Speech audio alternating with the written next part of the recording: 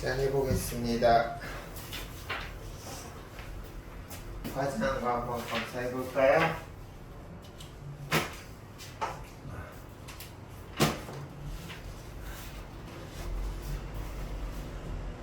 근데 커피 잘릴까지 너무 많아가지고 못했어요. 책장 안에도 오래 걸려가지고 맞아요. 저희 1톤 정도까지 했어요. 이제 다른 거 이거는 그냥 이거는 주지 말자. 네. 이것만 제대로 해라. 네.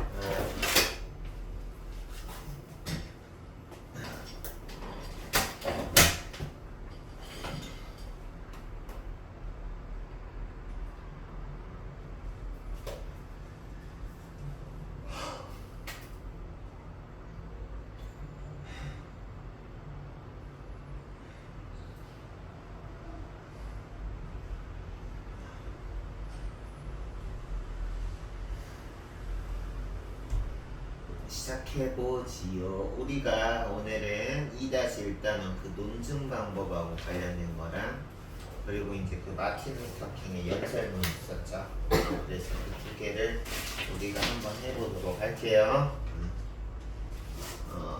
선생님이 가지고 있는 파일에는 페이지 수가 없기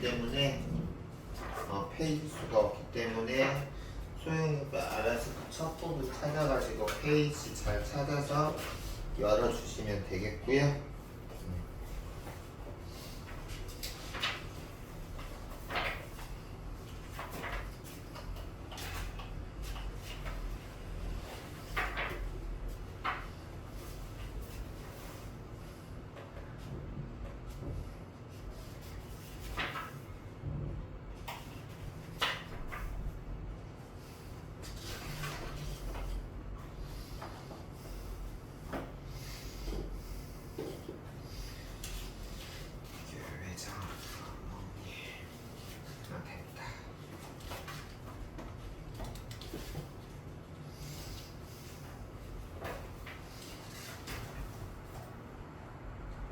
여기를 펴시면 되겠습니다. 어떠냐?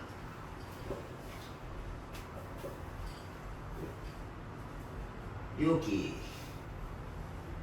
폈죠? 시작할게요. 우리가 이제 보면 이번 하나는 배달공화국에서 논증 방법을 제대로 아는 거랑 그리고 이제 연설문을 통해서 우리가 연설문의 내용이나 연설문의 특징 같은 경우를 잘 아는 게 중요한 미션이었는데요. 여기 지금 보면 첫 번째 서론 보면 배달공화국이라고 하면서 일단 표면적으로 서론에서는 우리가 우리나라 배달 문화가 얼마나 발전이 되었는지를 말을 하고 있고 우리나라는 특히 속도가 중요하다라는 걸 얘기하고 있는데 서론 마지막에서 그러나 이러한 생각이 옳은 것일까? 라고 해서 일반인들의 고정관념에 대해서 의문을 제기하고 있어요. 무슨 얘기냐? 여기 지금 보면 우리나라의 배달 문화의 특성을 얘기를 하면서 그래서인지 우리는 배달이 무조건 빠른 것이 당연하다라는 일반 사람들의 고정관념을 얘기하고 이것에 대해서 의문을 제기했다라는 것은 필자의 주장은 이 고정관념이나 통념과 정반대의 얘기를 하고 싶다는 거죠. 그래서 서론 보시면 배달 속도는 무조건 빠른 것이 당연하다고 여기는 세 개의 문제를 제기한다 라고 나왔습니다. 그럼 1번 배달 산업이 발달한 우리나라에 펼쳐진 불명은 배달공화국이죠. 2번 배달에서 중요한 경쟁력이 되는 거는 저 네 번째 줄에서 다섯 번째 줄 보면 배달 산업이 커지면서 속도가 경쟁력이 되었다라고 대놓고 나왔죠. 그래서 속도죠. 다음 글쓴이는 빠른 배달이 옳은 것인지 즉 속도를 최고로 여기는 우리나라의 이런 사람들의 고정관념에 의문을 제기하고 있으니까 거기서 한번 글쓴이는 빠른 배달이 옳은 것인지에 대해서 의문을 제기한다. 맞는 거죠. 동그라미. 그럼 우리나라가 배달 강국인 이유는 뭐냐면 거기 지금 세 번째 줄을 보시면 별의별 것을 다 배달한다고 나와있지. 그래서 거기 첫 번째 빈칸은 별의 별. 그리고 두 번째는 무슨 대행업체? 무슨 대행업체? 배달만 전문적으로 하는 대행업체가 나왔으니까 두 번째 빈칸은 배달 전문이라고 쓰시면 좋을 것 같아요. 알겠어요? 그리고 두 번째 배달 산업이 커지면서 이렇게 빠른 배달을 당연히 여기는 거는 보통 사람들의 생각이고 글쓴이는 그런 보통 사람들의 생각에 의문을 제기하니까 배달 산업이 커지면서 사람들이 당연하게 여기고 그 아래 거기서 의문을 제기하니까 글쓴이는 빠른 배달을 부정적으로 생각하는 거죠. 다음 지금 보시면 첫 번째 본론 보시면 여기 지금 보면 이제 빠른 배달 때문에 생기는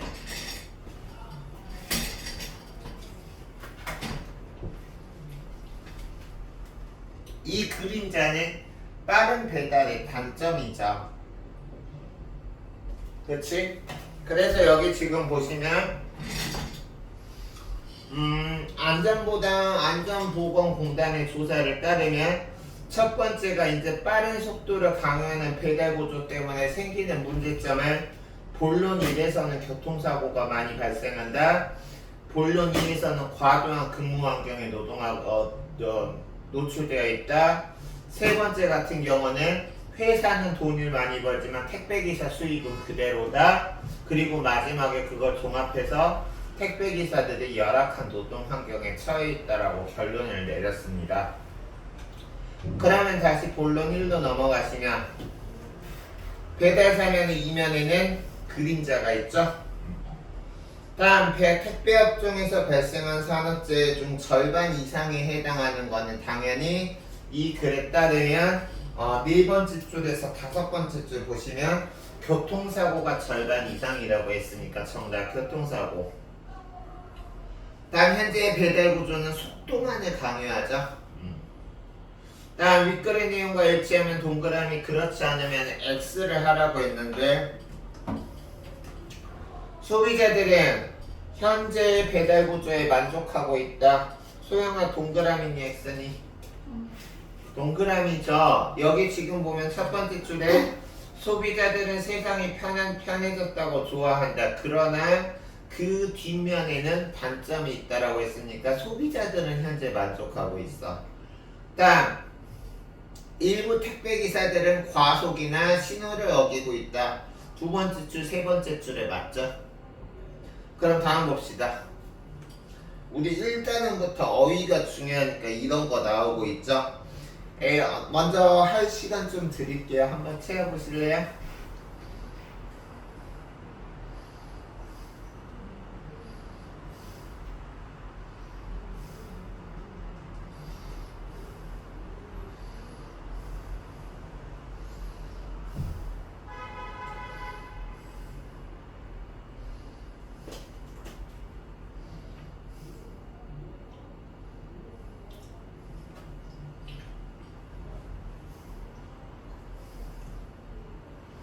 일단 첫 번째 겉으로 드러나거나 겉으로 나타나거나 눈에 보이지 않는 부분은 뭐예요?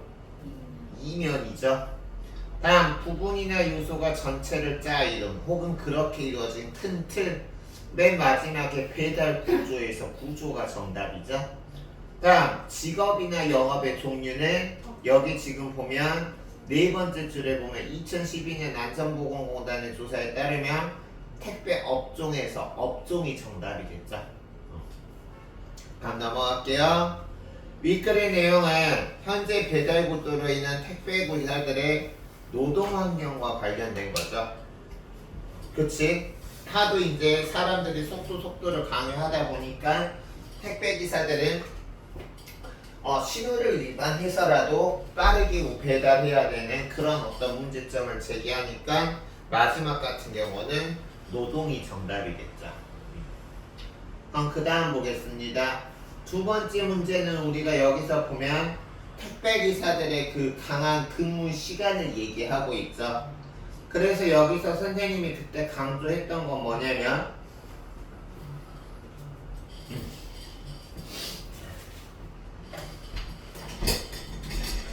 여기서 지금 보면 2017년 택배기사 500명으로 주당 평균 노동시간이 74시간이니까 만약에 일주일 7일 동안 하루도 안 쉬고 일한다 그래도 하루에 10시간 이상 해야 되는 거야. 그래서 6년이면 3848시간으로 평균 OECD의 2배가 되고, 여기서 이제 이 수치와 관련해서 너 소영이가 신경 써야 될 거는 전 세계 선진국 평균에 비하면 2배나 높고, 게다가 우리나라 안에 우리나라 평균 노동시간은 2024시간이잖아. 그래서 평균적으로 다른 나라보다 일을 많이 하는 우리나라 평균 노동시간 2024시간에 비해서 택배 근로자들은 훨씬 더 일을 많이 해야 된다는 거야. 그래서 여기서 지금 보면 다른 모든 업종을 다 합쳐도 우리나라는 일을 많이 하는 나라인데, 그 일을 하는 많은 나라에 있는 평균치보다도 택배기사는 거의 2배에 가까운 일을 해야 된다는 거죠. 그래서 여기 지금 보면 여기 지금 평균 25.3일 일했다라는 거는 거의 일주일을 사지 하루 겨우 쉬었다는 거고, 거기 일요일과 공휴일을 제외하면 평균 휴무일이 0.1일, 다시 말해서 일요일하고 빨간 날 재면 1일도 아니고 0.1일에 불과했다. 그리고 여기서 지금 일요일과 공휴일을 제외하면 쉬는 날이 아예 없다는 응답자도 90.6%고, 그리고 몸이 아파서도 일해야 된다고 말한 사람이 74.1인데, 여기서 나와 있는 이런 모든 수치가 나타내주는 공통적인 결과는 택배자들의 근로시간이 과중하게 많다.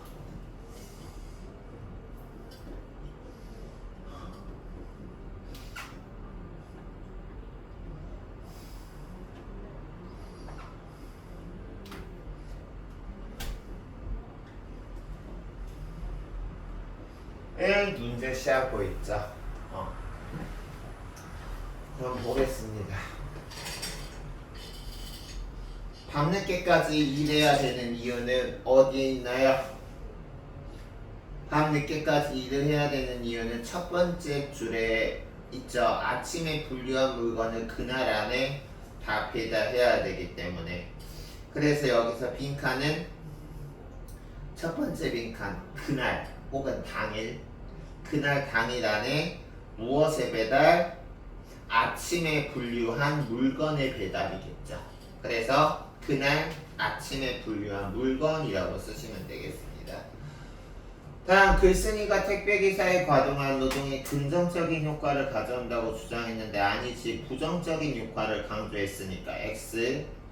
다음, 기억을 활용할 때 얻을 수 있는 효과는, 여기서는 지금 보면 그냥 우리가 택배기사들은 노동시간이 길다라고 말하는 것보다 이렇게 어떤 통계 자료를 지금 예를 들고 있어. 우리가 통계 자료는 수치화되어 있는 거죠. 우리가 수치화하는 거라는 거, 우리가 객관성이 증가돼서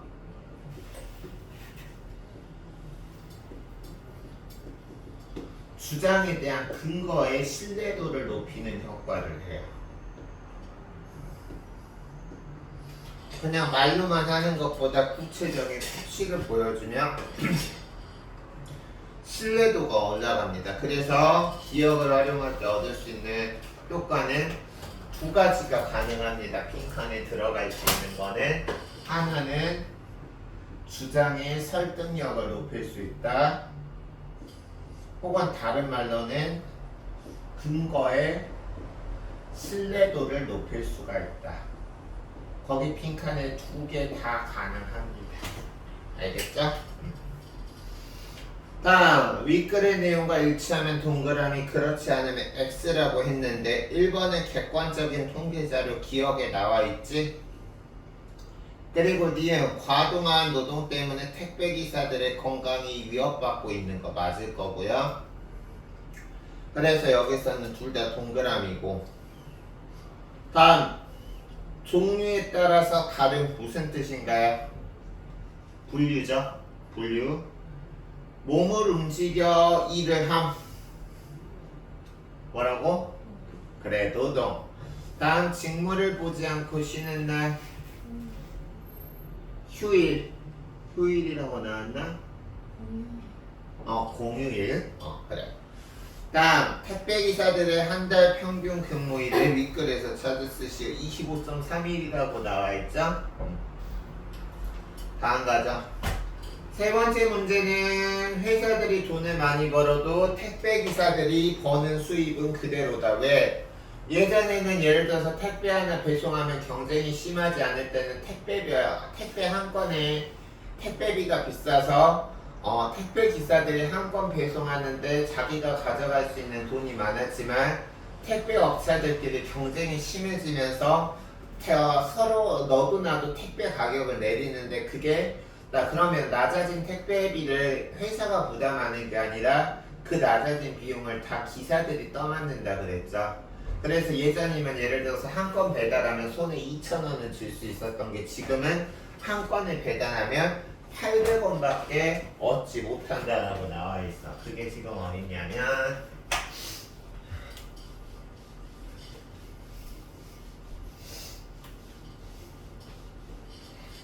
여기 보면 더 저렴한 가격에 가격 정책이 심해져서 달라지지 않았다. 그래서 택배 기사들은 이런 거 빼면 순수하게 택배 한 건 배송하면 얻는 소득이 800원이다. 그럼 단순 계산해서 월 25.3일 동안 약 350만 원을 벌려면 시간당 하루 평균 170개를 해야 되는데 아까 주당 노동 시간이 74시간이니까 주 7일은 너무했고 하루 쉰다고 계산하면 여기서 6일 동안 73은 12점 얼마 나오죠. 그래 안 그래? 그래서 12시간 그럼 170을 12로 나누면 대략 14점 얼마가 나온다. 이런다는 뜻이겠죠. 그래서 그러면 이게 그리고 문제가 되는 게 만약에 같은 곳에 14개 배달하면 완전히 아싸 가오이겠지만 결국 다 다른 곳에 14개 해야 되니까 여기서는 지금 보면 더 싸게 많이 배달한다. 이게 뭐냐면 박리담회라는 뜻이죠. 적은 이윤으로 많이 판매함. 박리담회. 알겠어요? 박리담회라는 말 얘기 들어본 적 있어요? 없어요? 이 표현 알아두세요. 박자가 얇을 박자예요. 얇을 박. 두껍다 얇다 할 때 얇을 박. 그리고 이는 이윤할 때 이예요. 다시 말해서 이윤을 줄여서라도 많이 팔 매자야. 많이 판다. 알겠어? 그래서 박리담의 정책이 여기 나와 있는 겁니다. 다음 택배 시장의 규모는 커지지만 기사의 수입은 달라지지 않은 1번 보죠. 배달 산업의 규모가 커지면서 수입은 늘어났으면은 얘들아 만약에 일이 겁나게 바빠지면서 그에 상응해서 돈이라도 많이 벌면 우리 요즘 어른들 사이에서 금융치료란 말이 유행하고 있는 거 알아요? 금융치료. 다시 말해서 그 힘듦을 금융치료로 보상을 해주면 더 신이 나서 일할 텐데 일의 강도만 세지고 그 급여는 그대로잖아. 수입은 늘어나고 있지 않잖아. 그러니까 X죠. 단 택배기사들이 한 건당 벌 수 있는 순수이익은 얼마니? 다 빼고 나면 800원. 단 택배기사들의 일의 양은 과거보다 늘어났죠. 왜? 한 건을 배달했을 때 택배기사들이 얻을 수 있는 수익이 줄어드니까 예전하고 똑같은 수익을 얻기 위해서는 같은 시간에 더 많이 일해야 되는 거야. 알겠죠? 됐지? 자, 윗글의 내용과 일치하면 O, 그렇지 않으면 X를 쓰셔야 했는데 택배기사들은 하루 평균 시간 12시간 정도 근무한다. 맞죠? 그리고 글쓴이는 독자에게 얘들아 여기서 글쓴이가 택배기사인 건 아니잖아. 그래 안 그래? 그렇기 때문에 여기서 X죠.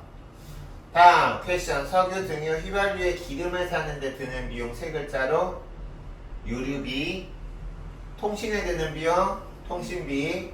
그리고 여기 지금 보면 지나치게 활기를 띈 세 번째 줄에 나와 있죠. 과열. 알을 좀 해보고 계세요. 선생님 한 1, 2분만.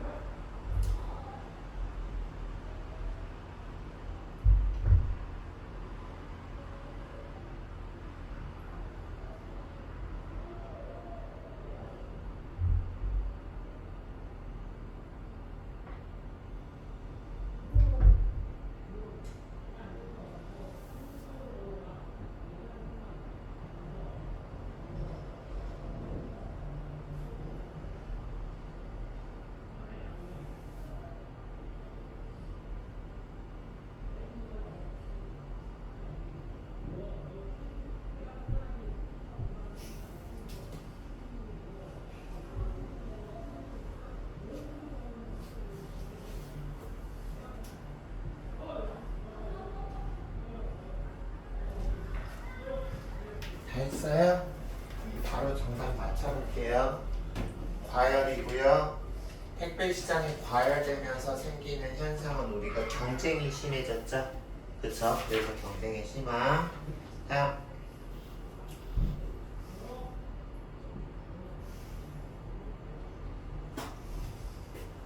여기 지금 보면 택배기사들이 속도를 반영하듯 열악한 속도에 있다. 그래서 마지막에 이제 여기서 지금 보면 택배기사들이 열악한 노동 환경에 있다라고 하면서 이따 뒤에 한번 나오겠지만 여기서 우리가 이런 연형 논증이 한번 사용됐었죠. 소영 어떤 연형 논증이냐면 우리가 연형 논증이라는 거는 일반적이고 보편적인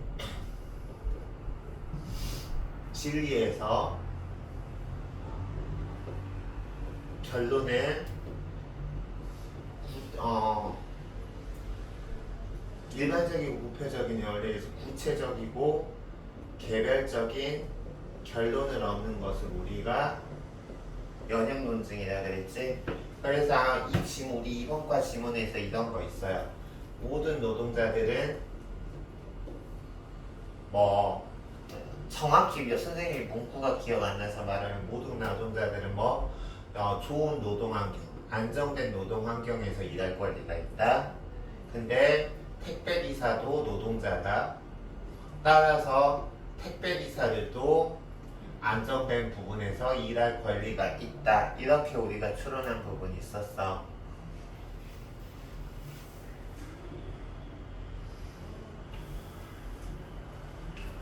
1번 택배기사, 2번 속도 경쟁, 3번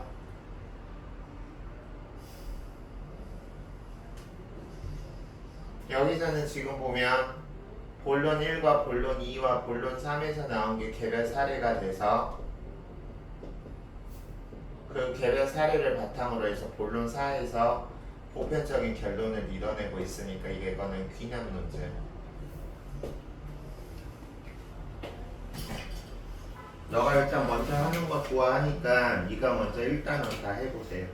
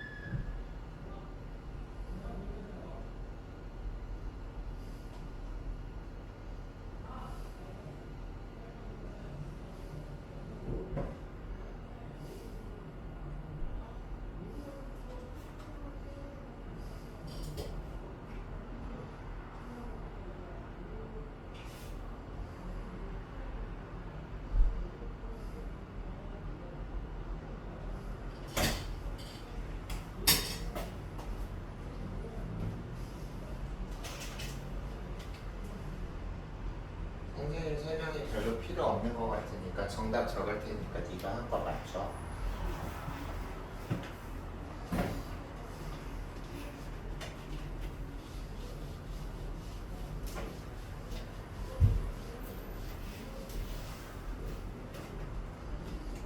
특이할 거 있으면 하시고요.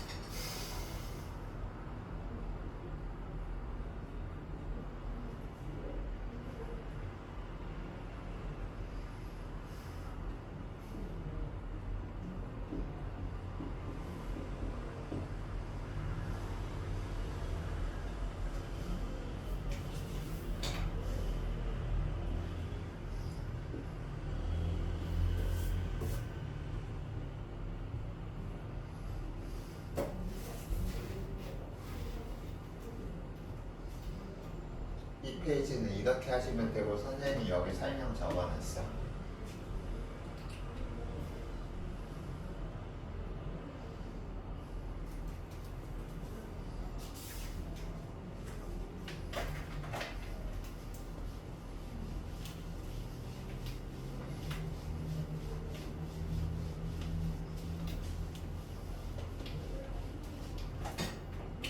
지금까지 결론 내고 있고 여기선 소비자들에게 이 부분이 결론이지.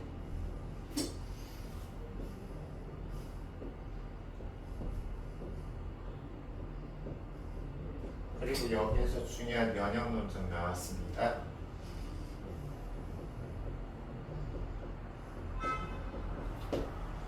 회전제가 이거고, 그리고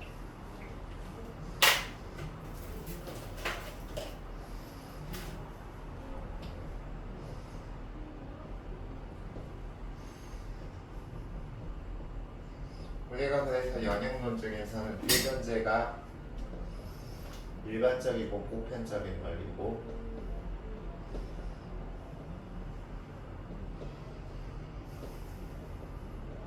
결론은 구체적이고 개별적인 사례다.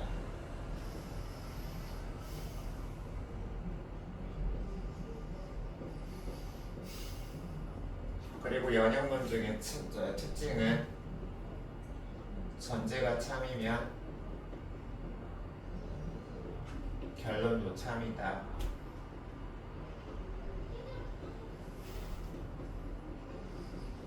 그리고 연역 논증에서 이렇게 대전제, 소전제 결론으로 하는 거를 우리가 삼단문법이라는 용어 쓴다는 거 알아두시고요.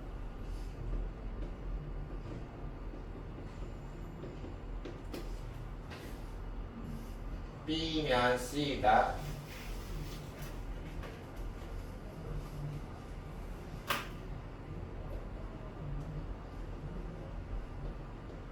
A는 B다. A면 B고 B면 C니까 A면 C겠죠.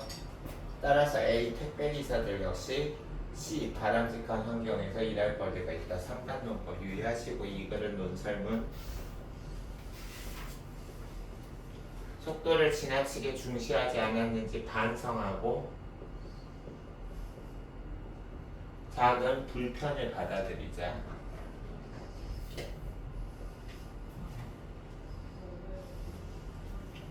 이 글에서 사용된 결론에서 사용된 거는 지금 선생님이 설명해 준 이거니까 연역 논증.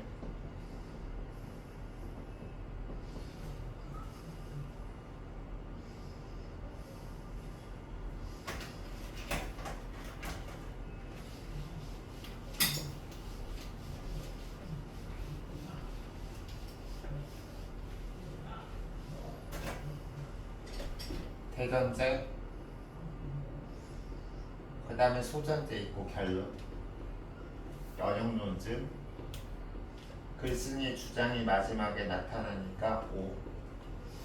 뜻풀이가 일치하는 거는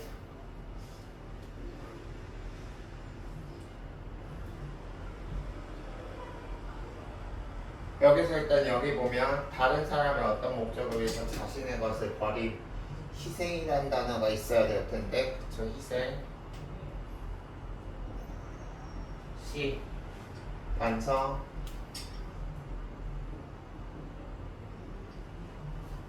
바랄 만한 가치가 있다. 아, 바람직. 이 글에는 독자를 향한 당부랑 경고는 다르죠. 당부는 부탁하는 거고 경고는 약간 위협적인 어조로 말하는 거니까 여기서 이 글의 주장은 되자라고 청유형으로 말하니까 당부죠.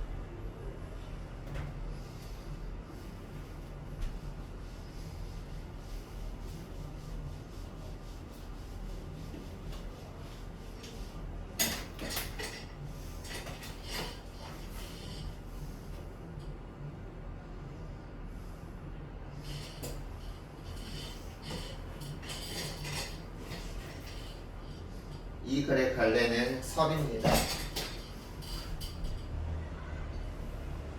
설은 우리가 고전 수필의 한 장르로서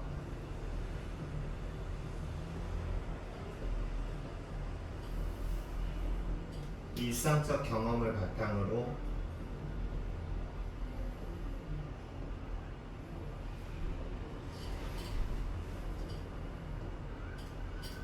글쓴이가 말하고자 하는 말을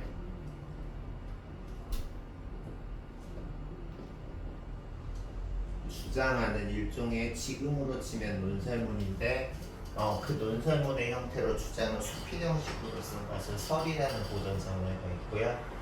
이 글의 제재는 글쓴이 이제 글의 소재라는 거죠. 글의 소재라는 거는 여기서 지금 보면 이 옥설이라고 해서 여기서는 지금 보면 쭉 보면 여기서는 행랑체가 퇴락해서 수리하는 거에 여기서 주제니까 여기서는 퇴락한 행랑체의 수리.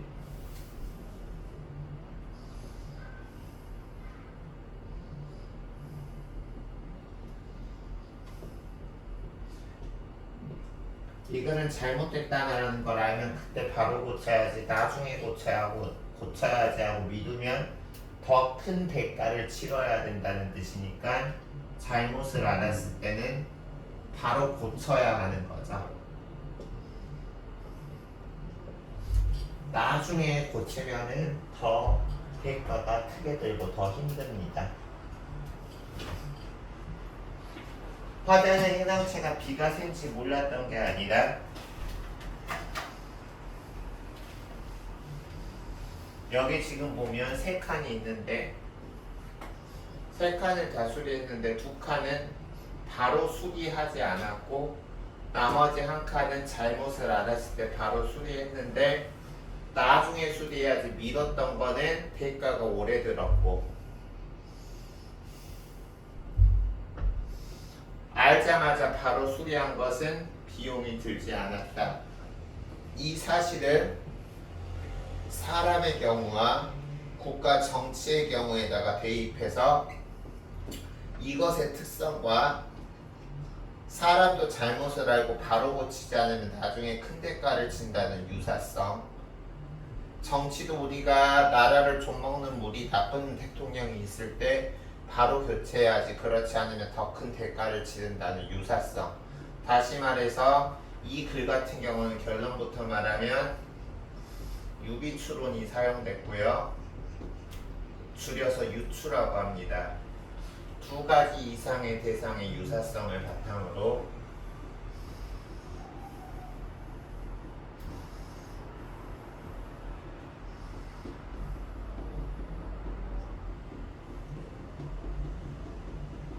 다른 면도 같은 특성을 지닐 것이라고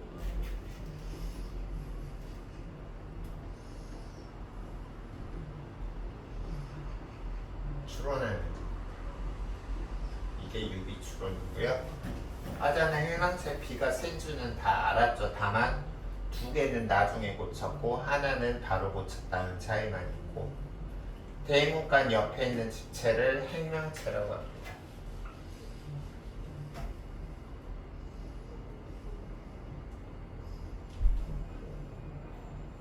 그리고 건물이 낡아서 무너지고 떨어지다. 퇴자가 쇠퇴할 퇴자에서 건물들이 낡아서 퇴. 낙자가 떨어질 락, 몰락할 낙자에서 무너지고 떨어지다. 퇴락. 그리고 우리가 이거는 한국에 있는 한자 성어는 아닌데 중국어에서 보면 이런 한자 성어가 있어요. 이거를 보면 우리가 한국과 중국의 그런 문화의 유사성이 얼마나 깊은지를 알 수 있는 하나의 일인데 여기서 도탄이라는 게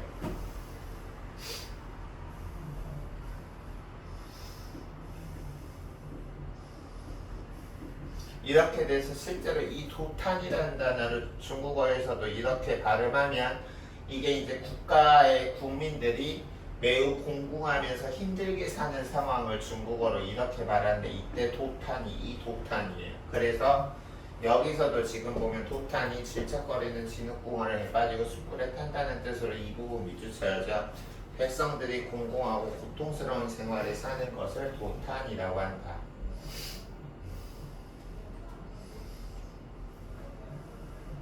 그럼 이제 2-2단원 보겠습니다.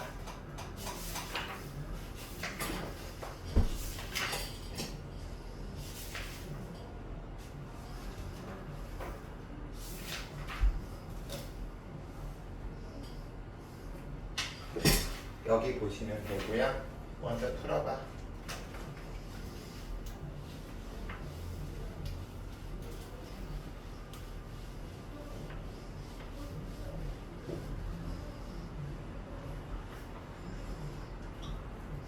지금 선생님이 이렇게 수업하는 것은 갑자기 이렇게 수업하는 것은 선생님은 개인적으로 학생들이 본인 실력이 얼마나 뛰어나건 간에 수업 시간에 선생님의 수업에 집중하지 않는 경우가 있을 경우에 선생님이 몇 번은 좋게 얘기하지만 그게 개선되지 않으면 선생님은 굳이 내가 에너지 써가면서 지금 그런 상황에서 내가 굳이 설명해 줄 필요가 없잖아. 하나씩 일일이. 그래서 너가 원하는 게 네가 먼저 하는 거니까 지금 이렇게 수업하는 거야. 그래서 먼저 두 페이지로부터 먼저 하시고 선생님이 판서나 간략한 설명으로 정리할게요.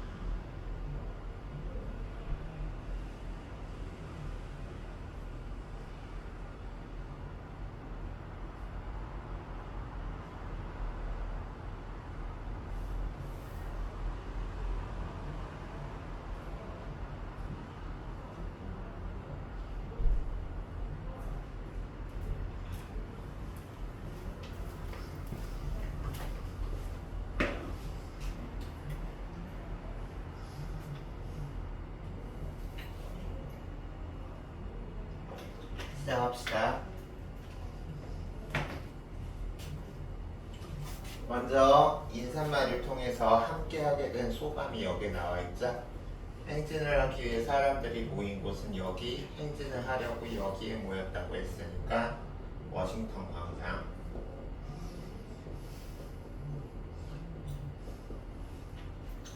그리고 폭력적으로 시위를 한다 그랬는데 여기서 대놓고 평화행진이라고 나왔죠. 그러니까 X. 마틴 루터 킹은 연설에서 무엇을 요구하였는가? 여기 지금 나와있죠. 흑인의 권리를 백인과 동등하게 보장할 것을 요구하는 행진에서 마틴 루터 킹이 화제가 등장했으니까 연설에서 요구하는 것은 이거죠. 흑인의 권리를 백인과 동등하게 보장할 것.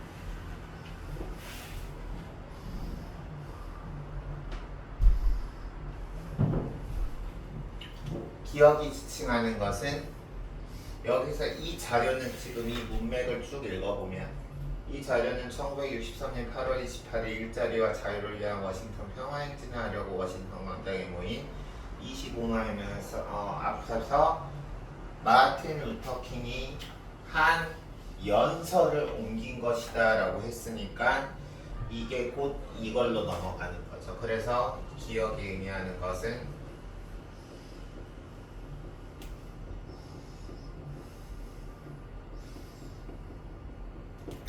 그리고 마틴 루터 킹은 여기서 마지막 화자라고 했으니까 마지막 위그를 바탕으로 추론을 해볼 때 이것을 요구했다는 거는 실제 현실은 요구하는 바와 다르게 백인과 똑같은 어떻게 해야 되지? 뭘 보장받지? 여기 늘로 고쳐야 되네요. 백인과 똑같은 권리를 보장받지 못하고 그리고 차별받은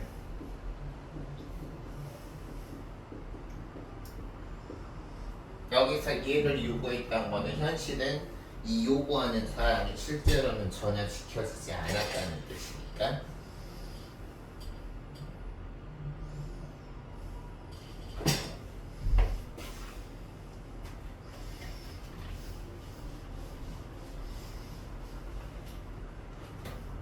그리고 이 글에서 주의할 것은 이거 한 사람이 100년 전 링컨이었다는 것 그리고 링컨이 노예 해방 선언을 했지만 지금 현재 과거의 얘기를 하면서 과거의 링컨의 선언을 얘기하면서 과거의 상황과 현재를 비교하면서 여전히 그때와 지금은 똑같다. 그리고 우리가 수업 시간에 강조했던 게 100년이 지났지만 100년이 지났지만을 강조하는 것은 여전히 흑인들이 차별받고 있음을 강조하기 위한 반복적 표현이야.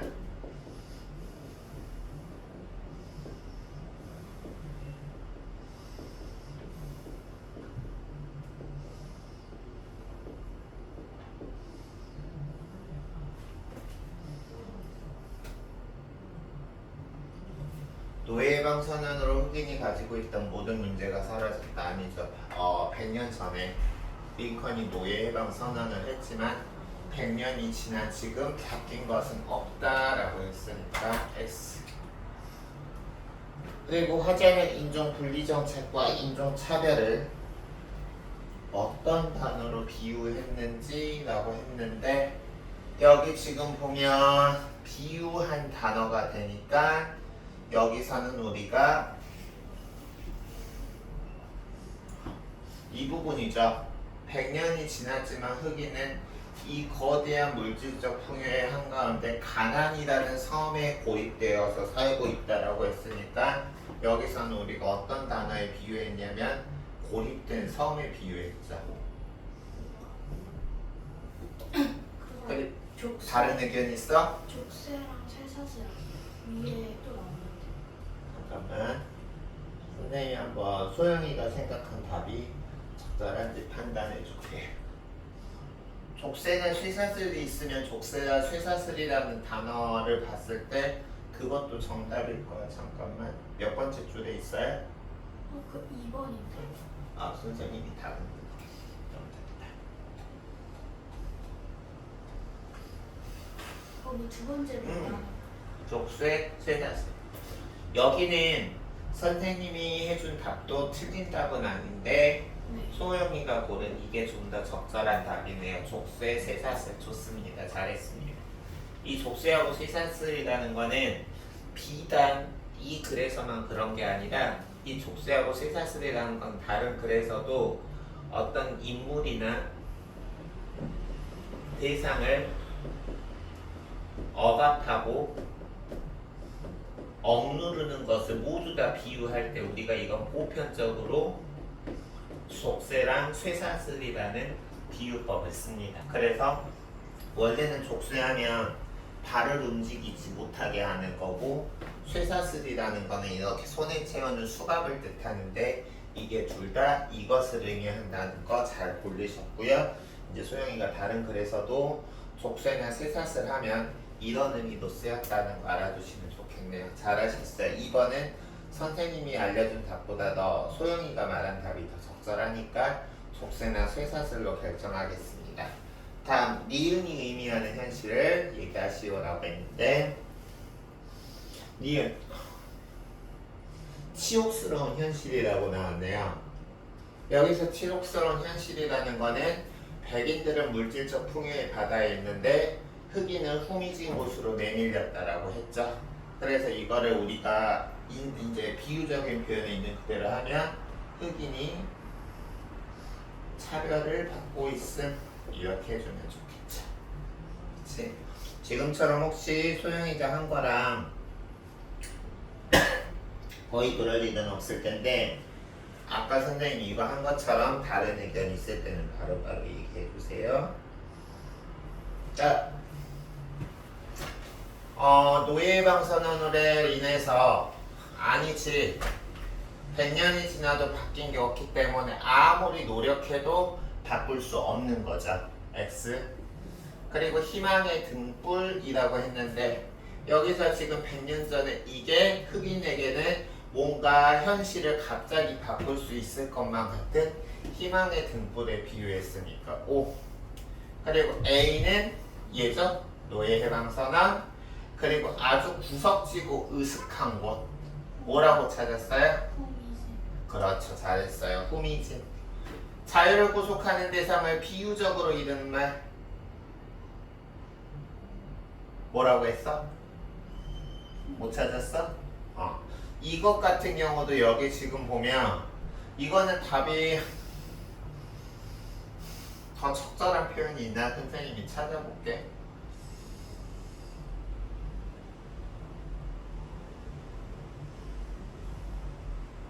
이것 같은 경우도 족쇄랑 쇠사슬이야. 지금 선생님이 이거 설명해 준 거랑 같은 거잖아. 그래서 여기서는 족쇄, 쇠사슬. 선생님이 더 적절한 단어가 있나 찾아봤는데 없습니다. 기억 같은 경우는 하자가 기억처럼 말한 까닭은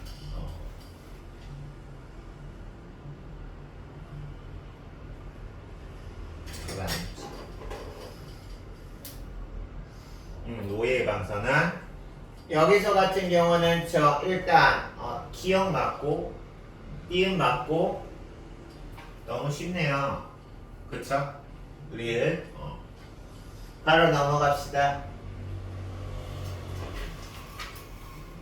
그리고 이제 여기서 마틴 루터 킹이 마지막 화자로 나와 있는 여기하고 또 풀 시간 드릴게요.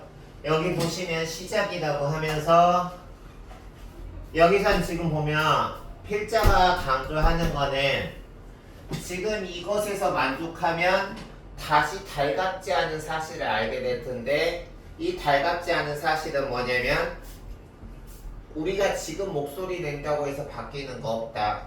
앞으로도 지속적으로 노력하지 않으면 안정과 평온이 없을 것이다. 다시 말해서 이례적인 어떤 시위 가지고는 안 되고 각자 일상생활의 각자의 어떤 것으로 돌아가서 지속적인 노력을 해야 된다는 거고 또 필자가 강조하는 것 중에 하나는 우리가 아무리 정당한 목소리를 낸다 할지라도 그 과정에서 방법이 잘못되면 안 된다는 거죠.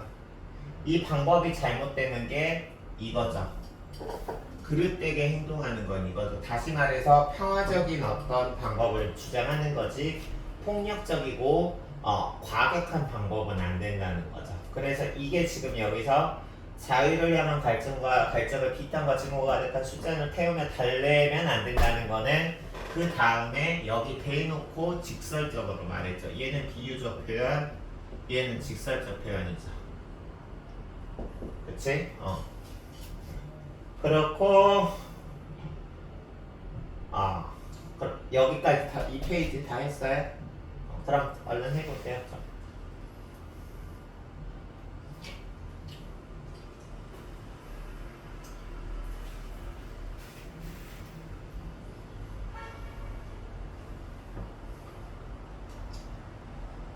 소영이한테는 이 방식이 더 소영이한테 좋은 것 같아.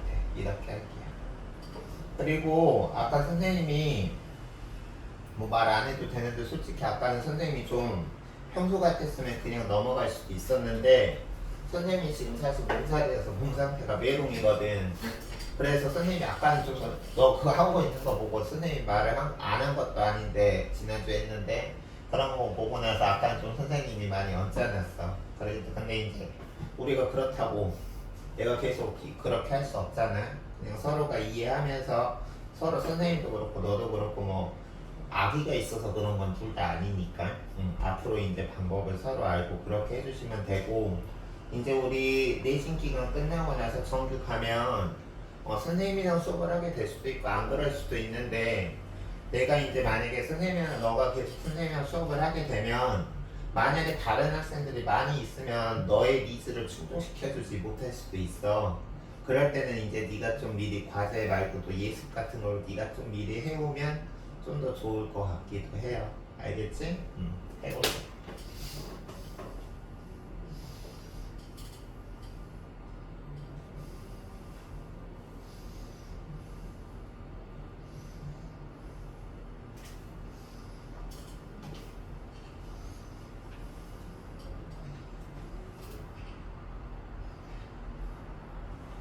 다 했으면 말씀하시고요.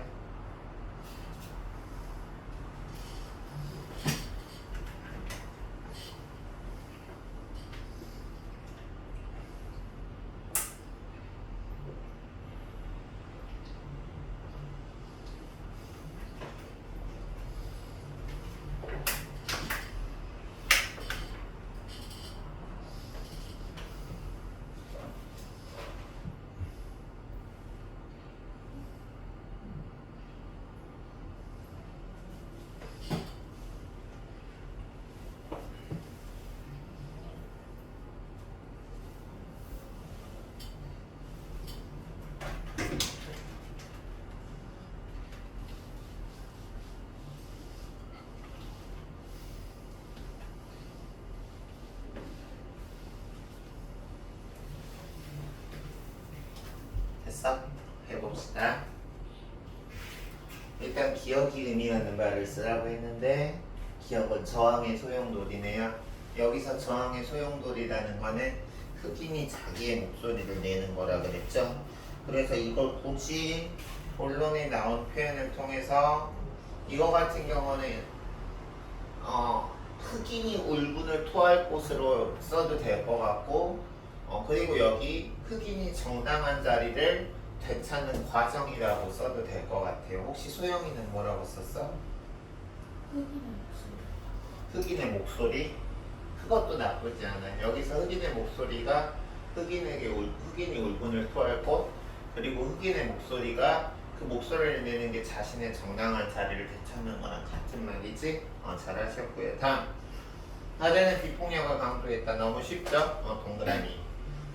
다음.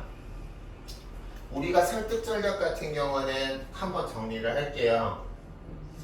이성적 설득 전략이 있고요. 이건 이제 너가 이거는 이제 내신 대비도 하지만 이제 실제로 기말고사 때 할 때 그때 시험 범위가 많은데 4주 동안에 다 하기가 힘드니까 미리 지금 좀 해두는 거잖아.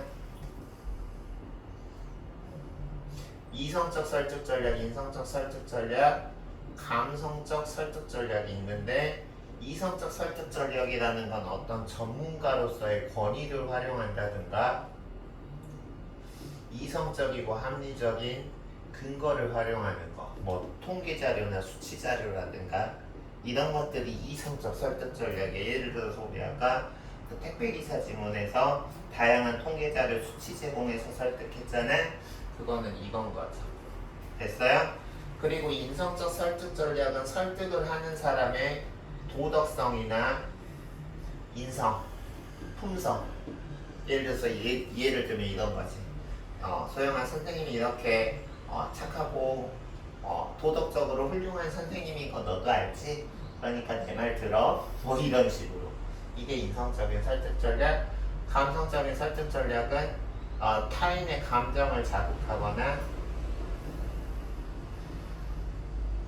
여기서 감정을 자극한다는 건 굳이 나쁜 의미가 아니야. 나쁜 감정만 자극하는 게 아니라 다양한 긍정적인 감정도 자극하는 거고 여기에다가 더하기 공감을 유도하는 거. 그럼 일단 여기서는 이 글 같은 경우는 여기 보면 뭐 수치, 통계 자료 같은 거 제공하지도 않았고요. 그리고 말하는 연설자가 자기의 도덕성이나 인품을 통해서 설득하지 않고 일단 감성적 설득 전략인데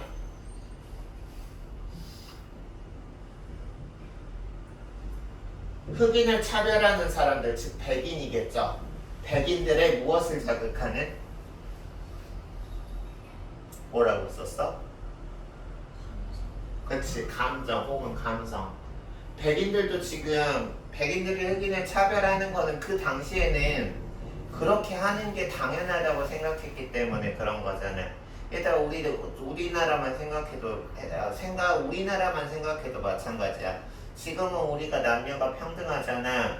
근데 우리가 조선시대 조선 후기 하다못해 선생님 기준으로 해서 선생님 할아버지 세대까지만 하더라도요 남녀 차별이 당연하게 여겨지던 시기였고 그때는 여자들이 남자한테 차별받아도 아 이게 남녀 차별 나 지금 차별받고 있구나가 아니라 그냥 속으로는 마음에 안 들면서 내가 여자니까 당연히 견뎌야 되는 것으로 생각했어. 남자들도 차별을 하면서 자기가 하는 게 여자를 차별하는 게 내가 차별하면 안 되는데 차별을 해서 나 지금 나쁜 짓 하고 있어 라는 생각이 안 드는 거야. 그때는 그게 당연한 거였던 거야. 지금 여기서도 지금 보면 백인이 흑인을 차별한다라는 게 지금 관점으로 보면 말도 안 되게 백인들이 나쁜 놈이지만 이 당시에서는 백인들이 몰라서 당연하게 차별했을 수도 있단 말이야. 그러니까 그 모르는 백인들의 감정을 자극해서 아 우리가 지금까지 이렇게 나쁜 짓을 했구나 앞으로 흑인을 차별하면 안 되겠구나라는 감정을 자극하는 감성적 설득 전략인 거죠. 아 그리고 여기 선생님이 설득이란 말을 뺐네. 그래서 이렇게 보시면 되겠고요. 다음 화자는 자유평등을 되찾기 전까지 투쟁을 계속할 것이다. 맞죠? 일회성으로 끝난다면 안 된다고 했으니까. 다음 물리적 힘과 영혼의 힘이 하나가 된다라는 게 어디 나와 있는데 여기 있죠. 그럼 이 개념 안에는 이 개념까지 포함이 되는 거니까 폭력적인 투쟁이 아닌 비폭력 투쟁을 말을 하는 거죠. 오케이? 5. 그냥 몹시 슬퍼하면서 탄식함 뭐라고 썼어요? 울분. 아니 비탄 어딨냐 여기 비탄의 비자가 슬플 비자예요. 아닐 비자가 아니라 슬플 비자. 그리고 탄은 탄식할 탄자예요. 선생님이 수업할 때 종종 이렇게 한자를 써주면서 설명하잖아. 특히 어휘 같은 거 할 때 내가 너보고 이 한자 쓸 수 있어야 된다는 게 아니야. 쓰지는 못해도 너가 한자를 봤을 때 아 비탄할 때 비자가 슬프다는 뜻이구나 한자가 탄식하다라는 뜻이구나 그거라도 알면 된다는 뜻에서 하는 거야. 그래서 여기서 A 같은 경우는 비탄. 다음 존경할 만한 지위와 권세가 있어서 엄숙한 태도나 분위기. 위험이라는 단어 어디 있죠? 어딨냐? 나도 본 거 봤는데. 아 여기 위험. 다음 사회노동운동에서 쟁취하고자 견해가 다른 사람끼리 싸우는 일. 투쟁이라는 단어 나왔나요? 투쟁이죠 그럼. 알겠어? 다음 일치하지 않는 것. 기억은 당근 맞고요. 니은도 마틴 루터킹이 중시하는 거죠. 아무리 우리의 목적이 옳다 하더라도 그것을 어떤 규칙 없이 막 어수선스럽게 하면 안 된다 그랬으니까 기억 니은 맞고. 그리고 정답 몇 번이에요? 디귿이죠? 설명 필요 없겠네요. 다음 페이지 얼른 해보세요. 다음 페이지 했어요? 그럼 바로 이어서 할게요. 화자는 같은 표현을 계속해서 반복하고 있다라고 나왔는데 여기 뭐 있는데 뭐 반복했어. 아까 우리가 100년이 지나도를 반복한 것처럼 뭐뭐 하는 한 만족할 수 없습니다. 뭐뭐 하는 한 만족할 수 없습니다. 다시 말해서 뭐뭐 하는 한 이것까지가 충족이 돼야 그제서야 만족하겠다라는 어떤 화자와 흑인의 강한 의지를 지금 여기서 반복하는 거죠. 그쵸? 그치? 그래서 여기서는 지금 보면 오고 다음 기억의 의미를 쓰시오. 흑인이 이사할 수 있는 곳이 우리가 빈민가밖에 안 된다면 다시 말해서 뭐로 차별받고 있다? 뭐? 인종으로. 그래서 여기서 인종이라고 해야 되죠. 쉽게 말해서 이런 거라고 보면 되겠지. 우리나라는 대놓고 인종차별은 없는데 너는 들어봤는지 모르겠지만 거대한 아파트 단지에서도요. 아파트 단지에서도 우리나라는 차별하는 세상이래. 뭐냐면 자기 집이냐 전세냐 월세냐 그래놓고 부모들이 저기 네가 사귀는 저 친구 집 월세야 새 들어 사는 집하고는 친구하지 마. 부모가 자식한테 그렇게 가르친대. 말이 되니? 안 되죠. 그래서 우리는 인종차별은 없지만 우리 사회에서도 알게 모르게 자기가 좀 잘났다라고 스스로 착각하는 사람들은 인종차별은 없지만 아주 더 교묘하고 더 악랄한 차별이 우리나라에도 여전히 많이 있습니다. 근데 이제 여기서 인종차별 다음 흑인이 갖는 차별을 구체적으로 여기 지금 보면 뭐뭐 하는 한 만족 못한다 뭐뭐 하는 한 만족 못한다 계속 반복된 거에서 뭐뭐 하는 한 이 부분에서 구체적으로 흑인이 받는 차별을 너무도 리얼하게 묘사했죠. 그럼 여기서 이렇게 뭐뭐 하는 한 만족할 수 없습니다 해서 뭐뭐 하는 한에서 차별을 구체적으로 표현한다라는 거는 흑인이 갖는 차별을 청중들에게 무엇과 무엇을 전달하기 위해서 뭐라고 썼어? 아예 못 썼어요? 이거 같은 경우는 정해진 정답은 없어. 왜냐하면 지문에 근거가 나와 있지도 않기 때문에 우리가 적절한 표현을 찾으면 되는데 여기서 차별을 구체적으로 쓰는 거는 청중들에게 공감과 우리가 호소를 전달한다라는 거는 상대방도 나의 의견에 공감하기를 바랄 때 우리 간절하게 호소한다 그러잖아. 그때 우리가 호소를 전달한다라는 표현을 써요. 그래서 일반 청중들도 흑인들의 이런 상황에 공감하고 우리가 지금 주장하는 흑인들의 어떤 인권 보호 이런 호소력을 강화시키기 위해서 그런 거야. 알겠습니까? 다음 1번 X죠. 여기서는 화자가 흑인의 인권을 강조한다 그래서 백인을 부정하는 건 아니죠. 내용적으로 중요한 건 이거야. 지금 이 글에서는 마틴 루터 킹도 흑인이고 흑인의 입장을 대변한다 그래서 백인들이 나쁜 놈이다. 백인들은 없어져야 한다가 아니라 흑인과 백인은 함께 공존해야 되고 흑인들의 인권이 백인들의 인권과 긴밀하게 연결되어 있다는 거죠. 그래서 X고 다음 화자는 비유적인 표현을 사용하고 있다. 비단 여기서뿐만이 아니라 이 글 전체는 비유적인 표현이 곳곳에 도사리고 있으니까 O. 가난한 사람들이 모여 사는 거리 빈민가, 빈민촌 이런 단어 나왔나요? 여기 있구나. 빈민가. 그리고 공평하고 올바르다. 혹시 찾았나? 공정이라는 단어 나왔나? 밑에서 두 번째. 맨 밑에서 두 번째 줄. 공정. 다음 감히 범접할 수 없는 높고 엄숙한 성질. 존엄성. 우리 인간의 존엄성 할 때 존엄성이 우리 인간의 존엄성이라는 거는 그냥 우리가 무슨 그 사람의 명문대를 나와서 혹은 그 사람이 잘생기거나 멋있어서 예뻐서 혹은 그 사람의 피지컬이 좋아서 조건을 달고 하는 게 아니라 그냥 인간이라는 자체만으로 다른 동물들은 감히 범할 수 없는 엄숙한 인간만이 가지는 성질을 우리가 인간의 존엄성이라고 사회 시간에도 배웠을 거야. 그래서 여기서는 빈민가, 공정, 존엄성. 다음 같은 표현을 반복할 때는 말의 의미를 강조하자. 그리고 이 반복이라는 것이 우리가 시에서 사용되면 시에서 우리가 어구를 반복하면 운율을 형성하고 의미를 강조하는 역할을 하는데 굳이 시가 아니라도 일반적인 그런 비문학 글에서도 사용이 되는데 우리가 문학에서 사용되든 비문학에서 사용되든 반복은 항상 강조의 효과를 갖는 거야. 다음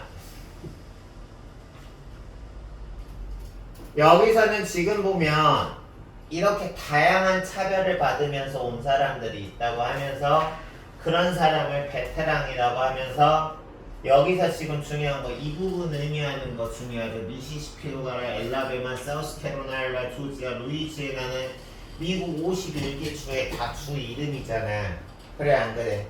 이거는 자신들의 생활 환경에서 흑인의 권리를 받기 위한 투쟁을 지속하라는 거죠. 그래서 여기서 지금 이 글 전체에서 얘기하는 거, 그리고 특히 여기서 미국의 다양한 주 이름을 얘기한 거는 각자 자신의 일상 속에서 지속적인 참여를 강조하는 거죠. 뭐 대단한 집회에 나가는 게 아니라 집회를 날마다 나갈 수는 없잖아. 그쵸? 그거 유의하면서 한번 해보세요.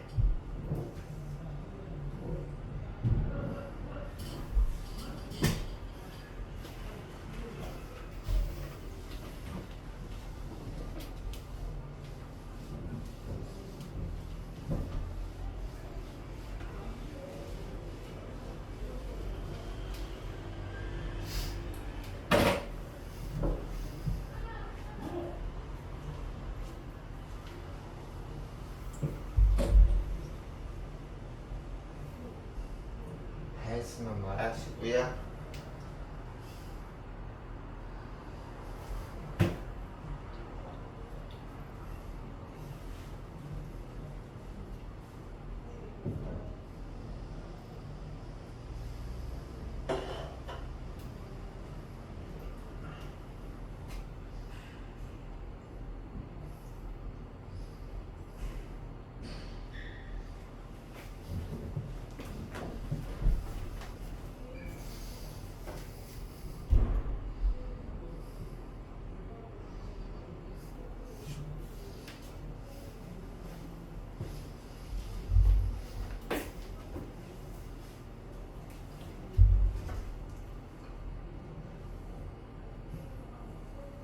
됐어?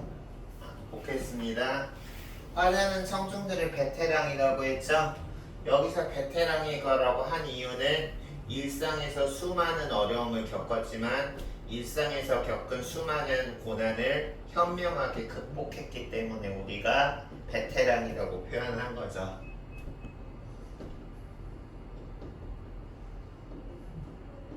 이건 내가 아까 가장 먼저 강조했던 건데 여기서 미시시피나 엘라베마나 사우스캐롤라이나 조지아나 루이지애나는 그냥 미국의 주 이름이기도 하지만 여기서 지금 이거 같은 경우는 미국이 이렇게 있으면 알겠어?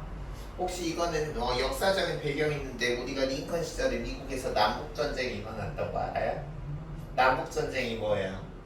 선생님도 미국에서 살아본 적은 없어서 모르겠는데 남쪽은 백인보다 흑인의 비중이 많대요.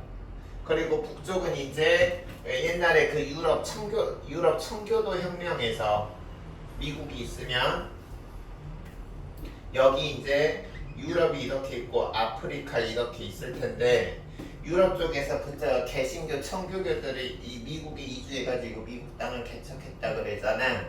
그래서 그 유럽 청교도들 백인들은 주로 미국 동쪽 지금 보스턴이나 뉴욕 그쪽 그리고 북쪽에 많이 살았대.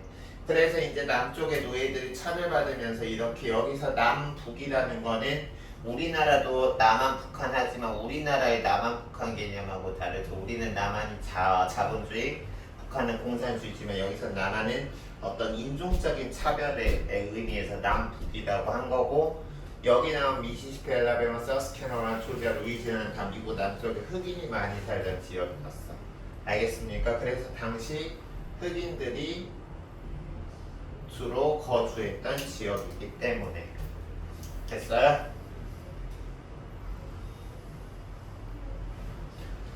다음 위글에서 쓰인 설득 전략은 이성적 설득 전략, 인성적 설득 전략, 감성적 설득 전략에서 감정에 호소하고 있죠?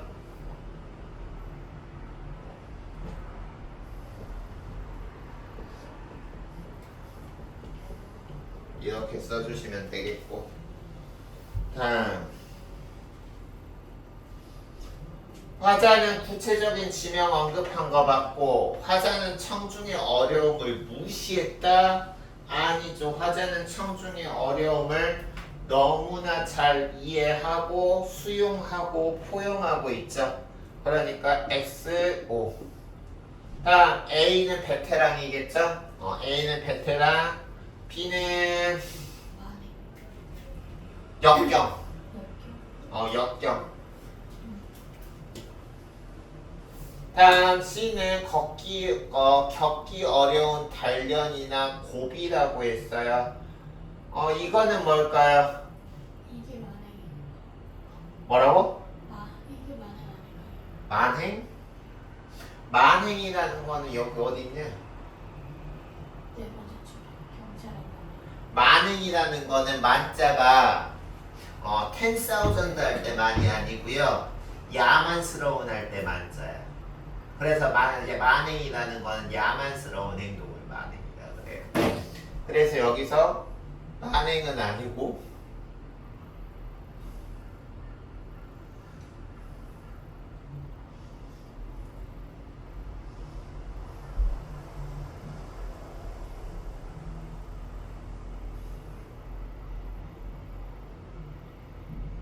실은 B가 실현이고요. C가 역경이에요.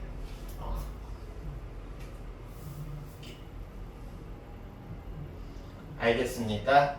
B가 실현이고 C가 역경이에요. 이거 만행이라는 단어 내가 만행을 잘 얘기했는데 정답은 아니지만 만자가 다시 한번 강조할게. 우리가 이제 문학이나 비문학에서 만행이라는 단어 볼 텐데 뭐 만가지 수많은 행동이란 뜻이 아니라요. 이 만자가 야만스럽다 할 때 만자예요. 그래서 여기서 만행하면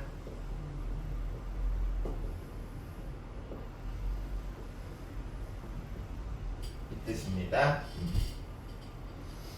나 뭐 안 했는데 여기 봅시다. 여기서는 우리가 지금 집회에서 발언하고 있지만 지금 여기서 마틴 루터 킹이 미시시피 사우스캐롤라이나 거기 가서 돌아가서 일상에서 지속적 참여를 해야 된다고 주장하는 그 주장의 밑밥에 깔려 있는 거는 집회 같은 거는 우리가 꾸준히 하기가 불가능하잖아. 그래서 기억은 아니고요. 우리 여기 2-2단원까지 하고 쉴게요. 지금 소영이가 살짝 졸음이 오는 것 같은데 기억은 아니고 니은은 맞죠? 여기서 니은 맞죠? 미시시피, 사우스캐롤라이나 이렇게 각자 삶의 터전이니까 니은 맞고 디귿은 폭력적인 방법은 아무리 목적이 옳더라도 수단이 폭력적이면 안 된다 그랬죠? 아니고 다음 웬 개소리? 리얼도 아니죠. 그쵸? 이런 얘기는 하지 않았어. 여기서는 물론 미시시피라든가 여기서 미시시피, 엘라베마, 사우스캐롤라이나, 조지아, 루이지애나 주가 흑인들이 많이 살아서 흑인 인종차별이 심한 지역이기는 하겠지만 그렇다고 해서 여기서 집회를 자주 하자? 아니죠. 이런 곳으로 돌아가서 일상생활에서의 지속적 참여를 강조하는 거지 집회를 강조하진 않았어. 됐어? 몇 페이지 남았냐? 하나.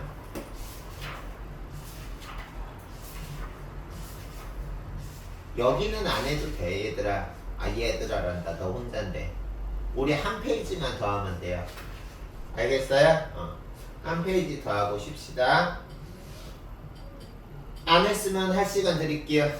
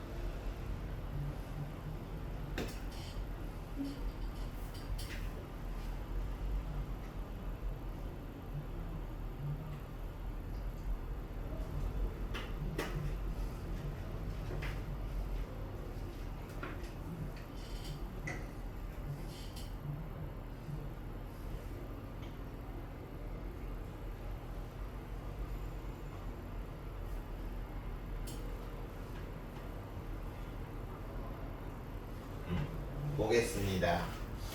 화자가 기억과 같이 말했다라고 동지 여러분이라고 말하는 거는 우리가 청중과의 연대의식을 얻을 수 있다라고 하면 되겠죠. 연대의식이라는 거는 연세대할 때 연대가 아니고요. 우리가 연대라는 거는 이어질 연자에 함께할 대자예요. 그래서 각자 따로 노는 게 아니라 뭐 공동체 의식이랑 비슷한 말이 연대 의식이야. 함께한다는 의식. 그래서 청중과의 연대 의식을 얻을 수 있어. 다음 미국이 건국될 때부터 지향했던 가치는 여기 지금 보면 세 번째 문단에 나와 있죠. 나에게는 꿈이 있습니다. 언젠가 이 나라에 모든 인간은 평등하게 태어난다는 사실을 자명한 진리가 건국 신조라 그랬잖아. 건국 신조라는 말이 한 나라가 지어졌을 때 지향했던 가치를 신조라 그러죠. 그래서 여기서 미국이 건국될 때부터 지향했던 가치는 모든 인간은 평등하게 태어난다 라고 쓰시면 될 거고요. 3번 화자가 반복적으로 표현한 말은 나에게는 꿈이 있습니다죠. 그래서 여기서는 나에게는 꿈이 있습니다를 반복해서 표현적으로는 마틴 루터 킹인 연설자가 추구하는 이상향을 말하고 있지만 여기서 지금 마틴 루터 킹이 이상적으로 추구하는 이거는 단순히 화자의 이상향일 뿐만이 아니라 흑인 전체의 이상향이기도 하겠죠. 그래서 여기 이 부분을 보면 되고, 그럼 반복적으로 말하는 바는 흑인들이 궁극적으로 지향하는 가치를 강조하기 위해서. 다시 한번 흑인들이 공통적으로 지향하는 가치를 강조하기 위해서. Understand? 다음 화자는 보편적 진리를 제시했다. 맞죠? 단순히 어떤 연설자에게만 적용되고 특정 지역에만 적용되는 게 아니라 미국 전역에 있는 흑인들에게 공통적으로 적용될 수 있는 진리를 제시했으니까 맞고, 화자는 미래를 비관적으로 생각했다? 아니죠. 긍정적으로 생각했죠. 지금은 힘들지만 나에게 꿈이 있습니다. 나에게 꿈이 있습니다. 나에게 꿈이 있습니다 해서 이 꿈이 언젠가는 이루어질 거라는 확신이 있는 거잖아요. 그러니까 비관적이 아니라 낙관적이다. 다음 A는 뭐예요? 아메리칸 드림. 다음 설명하거나 증명하지 않아도 명백하다. 자명한. 굳게 믿어 지키고는 생각. 신조. 신조가 이제 잘 했고요. 이걸 한자로 좀 풀이해서 선생님이 뜻을 좀 다시 한번 박아드리면, 신자가 믿을 신자예요. 그리고 조자는 이렇게 쓰는데 이게 조항, 우리 뭐 법률 조항할 때 조자야. 그래서 자기가 굳게 믿는 어떤 사항들, 알겠어? 뭐 예를 들어서 나의 삶의 신조는 이것입니다 라고 말할 수 있는 거죠. 그래서 신은 신조. 다음 화자가 말하는 꿈은 무엇인가? 인종과 관계없이 모두가 뭐 평등한 세상 혹은 공평한 세상이라고 쓰시면 되겠죠. 되셨어요? 그러면 고생하셨고 10분 쉬었다가 지금 우리가 여기 끝났으니까 우리 지난 시간에 1단원 할 때는 커피단이 특히 내용이 겁나게 광대하게 많아서 거기 그 커피단이 앞에 시는 간단하게, 그 고전 시는 간단하게, 커피단이 자기주도 학습하기에도 우리 획득됐잖아. 근데 우리가 여기 2단원은 그거에 비하면 간단하다 보니까 교과서 분석 노트 있지. 그 부분을 우리 나머지 시간에 한번 같이 해보시면 좋을 것 같아요. 2-1단원이랑 2-2단원에 있는 교과서 분석 노트. 어딘지 찾았어? 그 부분을 그러면 10분 쉬었다가 하도록 하겠습니다. 첫 시간 고생하셨고요. 편하게 하고 싶은 거 하시면서 쉬세요.